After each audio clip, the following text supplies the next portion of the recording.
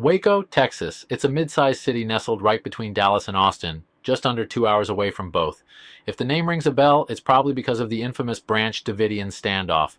But Waco is more than just headlines. It's also home to Baylor University, one of Texas's prominent private colleges. And here's a fun fact. This is where Dr. Pepper got its start. My name is Enoch Coronado from the Coronado Realty Group here in Waco, Texas. If you're looking to buy, sell, or invest here, send us a message to book a free consultation. I do real estate videos every week and some interesting history of Waco so you can know more about the city you live or plan on living in. I'll keep making more videos on topics I find interesting. Hopefully you'll stick around, subscribe to my YouTube and podcast. Now on today's topic, the history of Dr. Pepper. I've heard that in Texas, there's plenty of people from out of state say Dr. Pepper tastes like cough syrup. I get it. It's definitely got a distinct flavor, nothing like Coke or Pepsi. There's even a long-running myth that it has prune juice in it, though the company swears that's not true, and no, there's no pepper in it either. As a Californian that moved to Texas, I'd normally refer to all soft drinks as soda, but here in Texas, it's sometimes referred to as Coke. The story of Dr. Pepper kicks off in 1885 inside a drugstore on the ground floor of the old McClellan Hotel in Waco. The store was owned by Wade Morrison, and a pharmacist named Charles Alderton worked there. Back then, part of a pharmacist's duties included making sodas, by combining syrup, carbonated water, and ice, much like today's soda fountains. Because of the way they had to jerk the soda handle, the people who made these drinks were nicknamed soda jerks. Interestingly, Dr. Pepper actually predates Coca-Cola by a year, making it the oldest major soda brand in America. That original drugstore is gone now, there's just a parking lot in its place. But Alderton's soda mix caught on quickly, and Morrison loved it too. Initially, they didn't call it Dr. Pepper, locals just called it a Waco. Alderton had fun experimenting with flavors, and eventually, he came up with a unique mix of fruity flavors and spices with a caramel hue. Morrison thought it deserved a proper name. As the story goes, he named it after a man back in Virginia, Dr. Charles T. Pepper, the father of a girl he had a thing for. Morrison once worked for Dr. Pepper, and while he never did marry the daughter, the name stuck. Now, to be clear, that story may not be totally accurate, but it's definitely one of the more popular tales.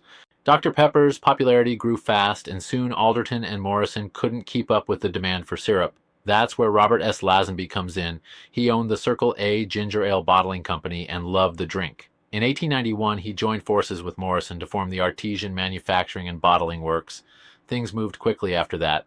By 1898, the Southwestern Soda Fountain Company in Dallas took over production rights, and in 1902 they renamed themselves the Dr. Pepper Company. By 1907, they brought the operation back to Waco and opened a brand new bottling plant. Today you can explore that history at the Dr. Pepper Museum in Waco. The museum is housed in a building from 1906 that was once used to make Dr. Pepper syrup and drinks. It's a smaller place, don't expect something on the scale of the Coca-Cola Museum in Atlanta, but it's well maintained and packed with neat exhibits and historical pieces. Your ticket even comes with a free fountain drink from the building next door. Inside there are 3 levels. The first floor covers the brand's history and includes a replica of the old pharmacy with a moving figure of Alderton. You'll also see old bottling equipment and an artesian well. The second floor focuses more on advertising and Dr. Pepper's cultural footprint. The top floor honors W. W. Clements, a longtime Dr. Pepper employee who eventually became CEO and played a major role in establishing the museum. Fun tidbit, he was named after President Woodrow Wilson, born in 1914 and passed in 2002. There's also a small gift shop next to the museum, separate from the main building. But let's rewind a bit. Dr. Pepper made its national debut at the 1904 World's Fair in St. Louis. In 1923, Circle A filed for bankruptcy, and shortly after it merged with the Dr. Pepper Company to form a new version of the business. While the company's headquarters moved to Dallas in 1922, the Waco plant continued producing soda until 1965, before being replaced by a newer facility. Baylor University later used the old building for storage. During its time in operation, the plant survived a deadly tornado that hit Waco on May 11, 1953. The F5 twister devastated downtown, damaging the Dr. Pepper building and killing 114 people while injuring nearly 600. You can still see the patchwork bricks from the repairs. That tornado even played a role in improving tornado detection using radar technology. Now, while Dr. Pepper never reached Coca-Cola or Pepsi status in sales, it did climb to become the 4th largest soda brand in the U.S. Over the years, they've had plenty of ad campaigns. You might remember the I'm a Pepper jingle with David Naughton. That Be a Pepper campaign was one of their biggest hits, and those shirts are still around. One ad campaign that's made a bit of a comeback is the 10, 2, and 4 campaign. You might have seen it on bottles lately. So, what's the meaning behind those numbers? They come from research in the 1920s by Dr. Walter Eddy from Columbia University. He found that people's blood sugar dips around 10:30 a.m., 2:30 p.m., and 4:30 p.m., and snacking or sipping something sweet at those times could fight off fatigue. Dr. Pepper jumped on that data and told people to drink a bite to eat at 10, 2, and 4. Of course, suggesting people drink soda 3 times a day sounds a bit unhealthy today, but back then it was a clever way to boost sales. In fact, the legacy of 10, 2, and 4 is so strong that even Dr. Pepper's fan club is named after it, the 10, 2, and 4 Collectors Club. Oh, and if you're writing it out, remember there's no period after the doctor in Dr. Pepper. That change was made in the 1950s. After production left the Waco plant in the 60s, the building fell into disrepair. But in 1979, Dr. Pepper got it back. By 1988, they handed it over to a nonprofit to turn into the museum we see today. Renovations wrapped up in the early 90s, and they even brought back the original mural artist C.B. Morgan to restore the artwork. The museum officially opened on May 11, 1991, exactly 38 years after that tornado hit, and was fully restored by 1997. W. Clements, who had by then stepped away from the CEO role, remained involved and passionate about the museum's creation. The 1980s were a whirlwind for the company. Dr. Pepper fell into debt after acquiring other brands like Canada Dry.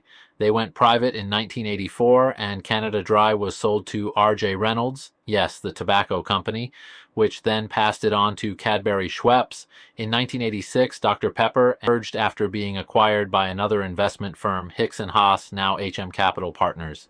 Then in 1995, Cadbury Schweppes bought the merged brand, established new headquarters in Plano, and ditched the old Art Deco offices in Dallas. In 2008, Cadbury spun off its beverage brands to form the Dr. Pepper Snapple Group. Then in 2018, Keurig Green Mountain bought them out to create what we now know as Keurig Dr Pepper.